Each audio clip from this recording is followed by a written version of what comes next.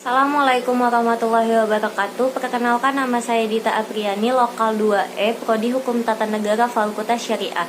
Baiklah, saya di sini akan menjawab pertanyaan dari Bapak Suansara Khatib yang bermata kuliah Akhlak Tasawuf. Pertanyaan 1A itu, jelaskan perbedaan antara definisi akhlak dan tasawuf. Jelaskan juga perbedaan objeknya dan beri contohnya masing-masing. Ilmu tasawuf adalah ilmu tentang bagaimana kita membersihkan hati agar selalu berzikir atau ingat kepada Allah Subhanahu wa Ta'ala dan tidak tergiur oleh duniawi. Sedangkan akhlak itu sendiri adalah refleksi dari penerapan ilmu tasawuf, sehingga tingkah laku dan perbuatan kita sama dengan perilaku Rasulullah SAW. Adapun objek dari akhlak tasawuf, objek dari tasawuf tersebut adalah hati atau yang disebut dengan ilmu kebatinan. Belajar ilmu kebatinan. Bedanya dengan akhlak itu, kalau akhlak itu jasad kita, tingkah laku kita yang bisa dilihat oleh mata. Yang menggerakkan dan merubah akhlak itu dari yang bersifat kasar hingga menjadi sifat yang halus. Itu gunanya akhlak tasawuf. Contoh-contoh dari akhlak tasawuf. Pertama, contoh dari akhlak itu sopan bila lewat depan orang yang lebih tua. Yang kedua itu membantu jika ada orang kesusahan. Yang ketiga itu berbicara sopan kepada orang yang lebih tua.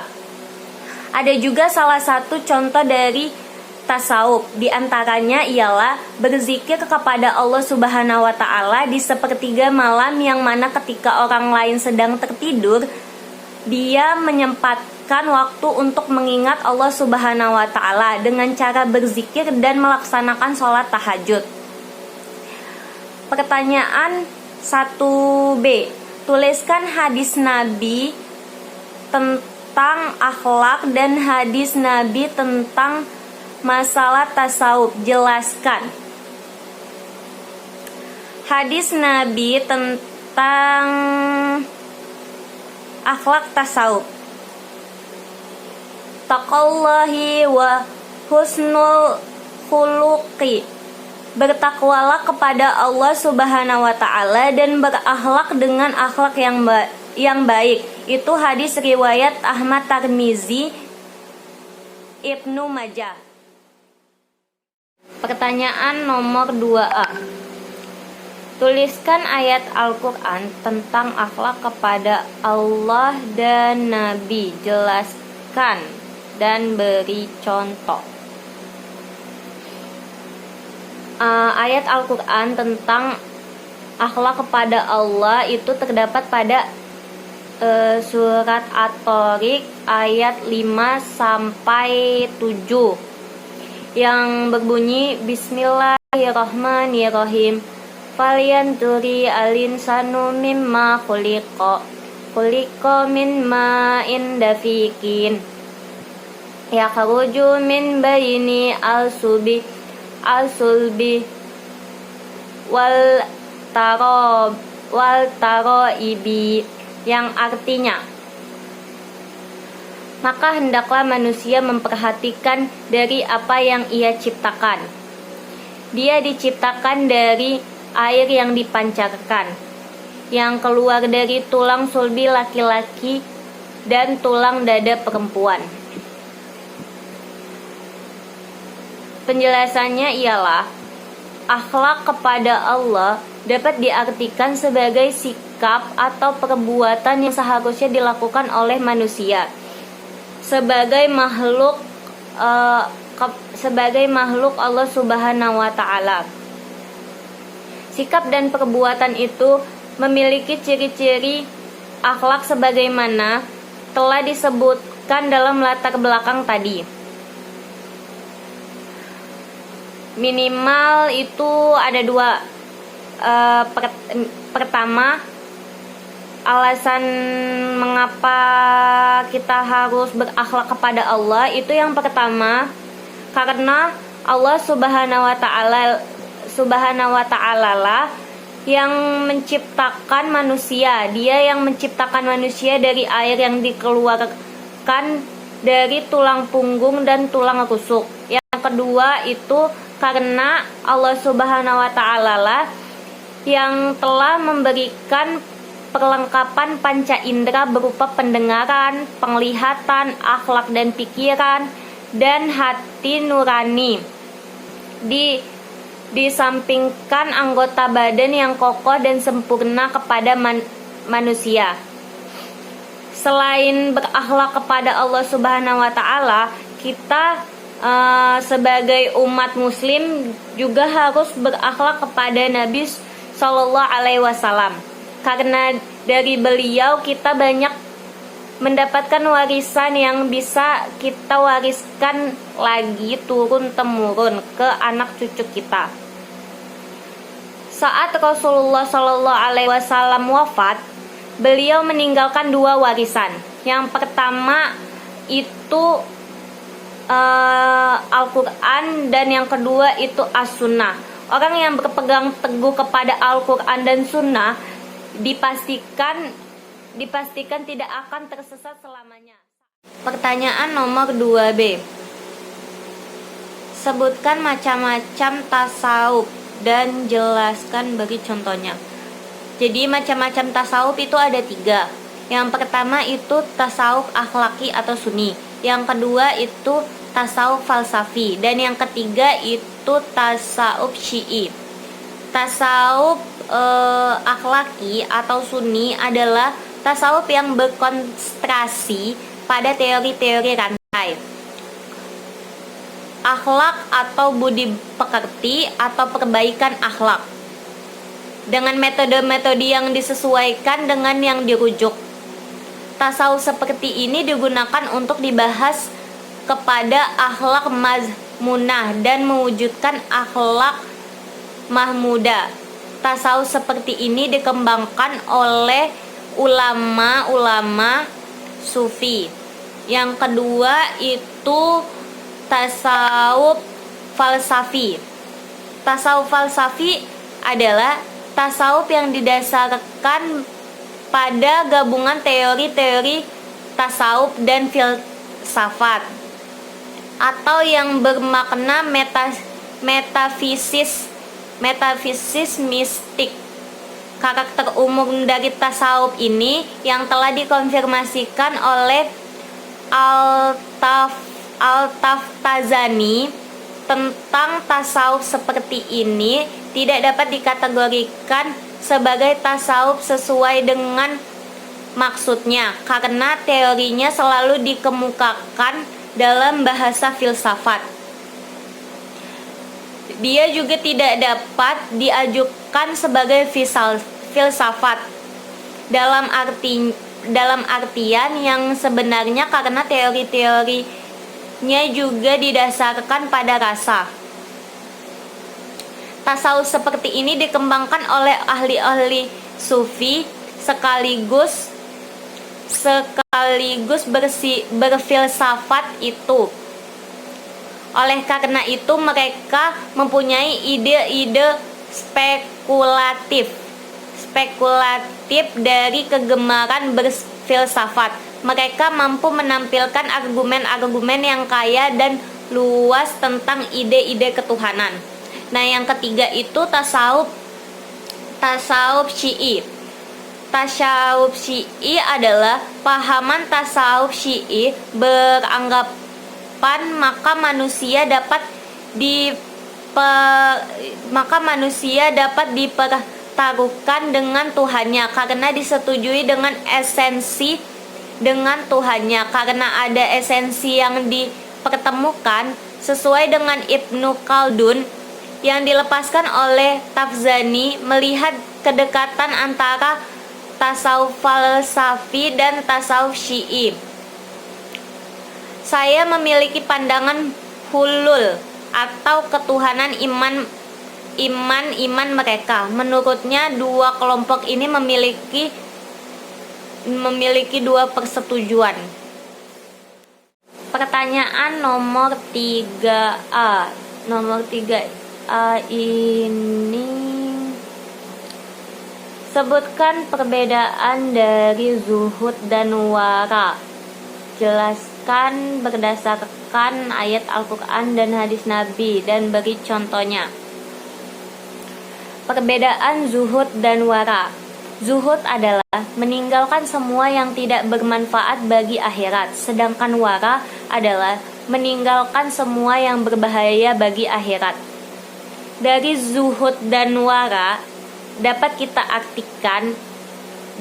artikan atau kita ambil dua hikmah, yaitu zuhud itu lebih tinggi derajatnya daripada wara, sedangkan wara itu lebih utama untuk didahulukan.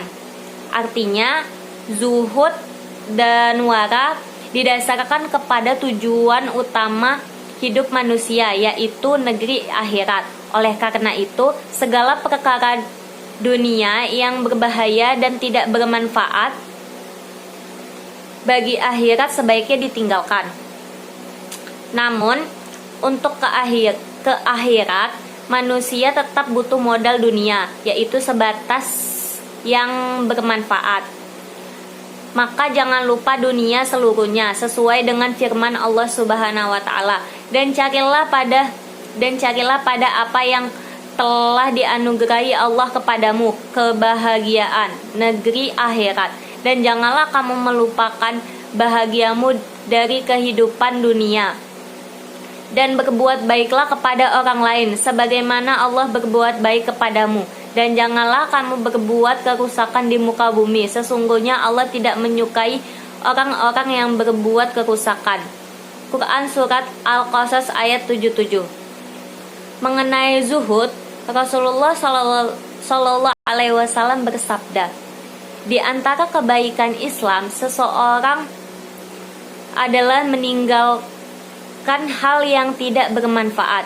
Itu hadis riwayat Tirmizi nomor 2317,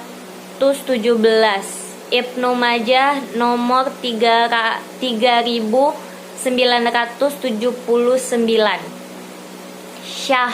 Syekh Albani mengatakan bahwa hadis ini sahih.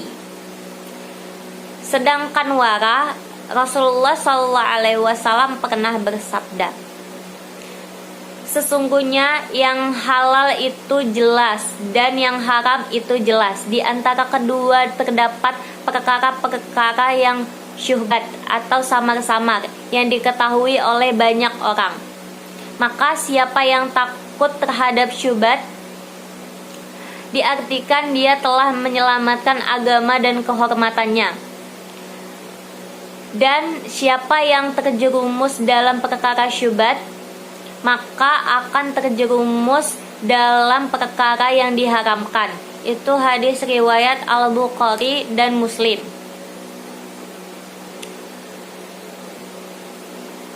Sabda Rasulullah Sallallahu Alaihi Wasallam adalah, tinggalkan apa yang meragukanmu kepada apa yang tidak meragukanmu. Itu hadis riwayat Tirmizi dan An-Nasa. At-Tirmizi berkata hasan sahih. Contoh perilaku zuhud yang dapat diterapkan dalam kehidupan sehari-hari. Yang pertama itu selalu bersyukur terhadap nikmat yang diberikan Allah Subhanahu wa taala kepada kita, semua baik sedikit ataupun banyak.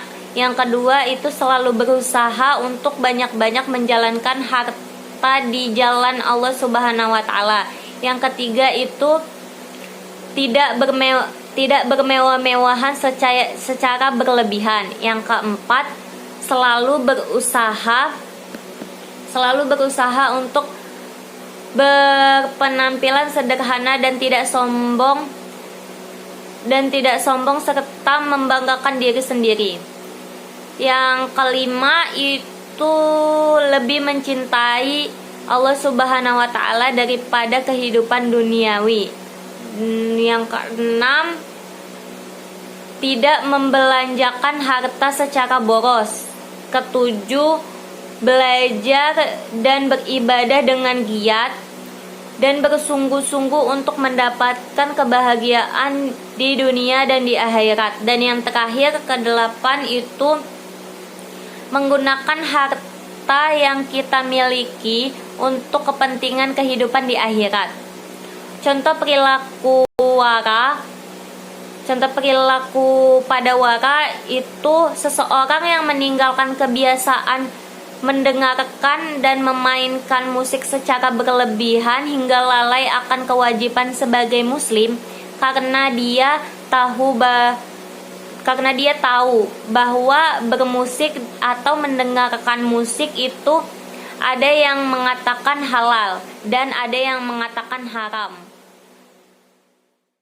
Selanjutnya pertanyaan nomor 3B.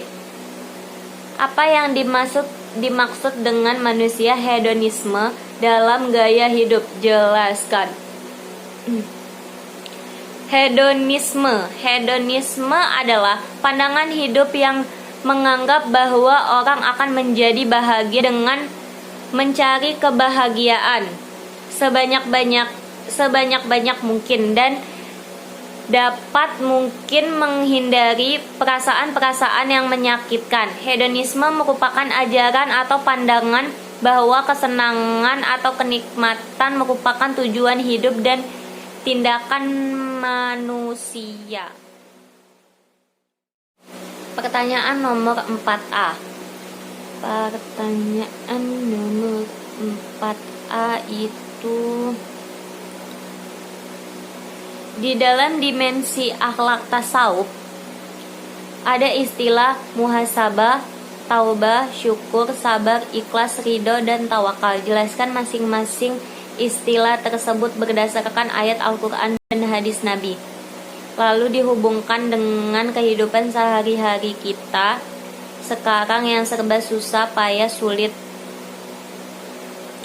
Oke, yang pertama itu muhasabah. Muhasabah menurut Rasulullah SAW adalah sama artinya dengan jihad nafs. Jihad nafs atau jihad memerangi atau mengekang hawa nafsu. Rasulullah SAW pernah bersabda, yang lain menegaskan jihad nafs adalah salah satu jihad paling besar dan termasuk ke dalam hakikat orang mujahid. Mujahid adalah orang-orang yang mengekang jiwanya untuk taat kepada perintah Allah Subhanahu wa taala. Hadis riwayat Ahmad.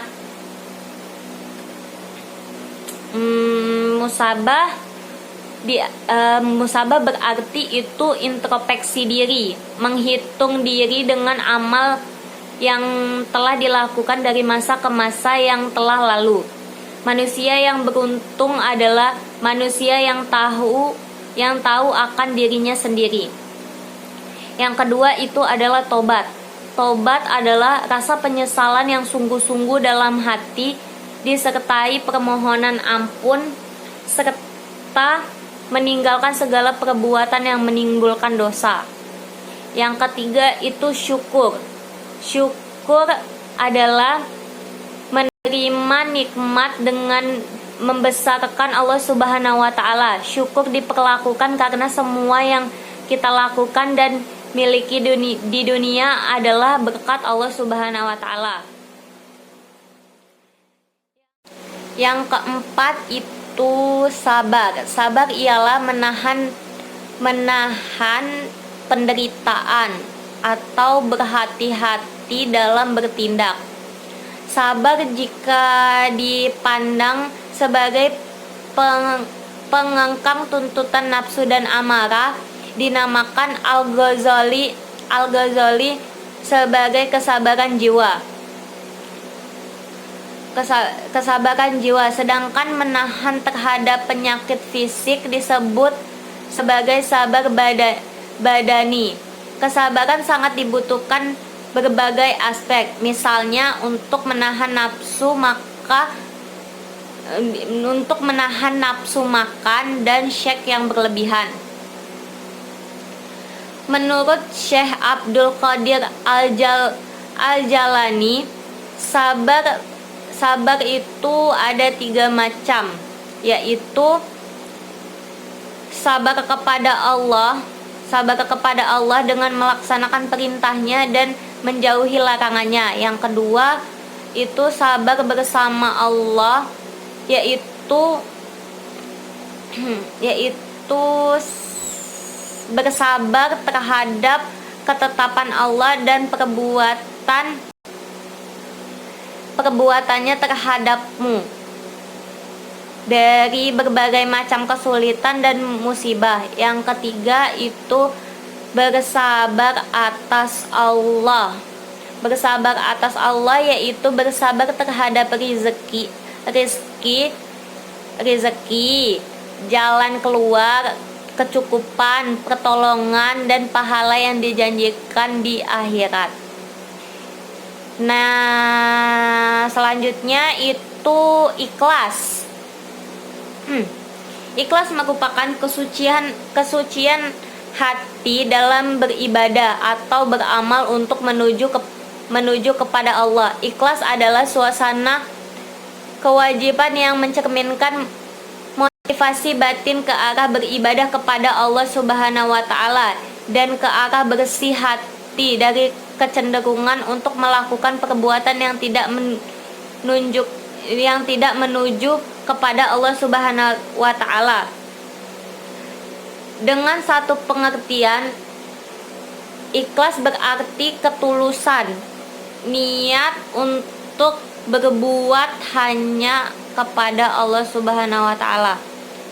Seseorang dikatakan ikhlas, dikatakan memiliki sifat ikhlas dalam melakukan perbuatan. Ia selalu didorongkan oleh niat untuk berbakti kepada Allah dan bentuk perbuatan itu sendiri dapat dipertanggungjawabkan kebenarannya menurut hukum syariah. Sifat seperti ini senantiasa terwujud baik dalam dimensi pikiran atau perbuatan. Selanjutnya itu ridho. Ridho berarti menerima dengan rasa puas terhadap apa yang dianugerahi Allah Subhanahu wa taala. Orang yang rela mampu melihat hikmah dan kebaikan di balik cobaan yang diberi Allah dan tidak berburuk sangka terhadap ketentuannya. Yang selanjutnya itu tawakal. Hakikat tawakal adalah menyerahkan segala urusan kepada Allah Subhanahu wa taala, membersihkan dari ikhtiar yang keliru dan tetap menapaki kawasan-kawasan hukum dan ketentuan. Tawakal merupakan gambaran keteguhan hati dalam menggantung diri hanya kepada Allah Subhanahu wa taala. Baiklah, sekian penjelasan dari saya. Bila ada kurang saya mohon maaf. Wabillahi taufiq wal hidayah. Wassalamualaikum warahmatullahi wabarakatuh.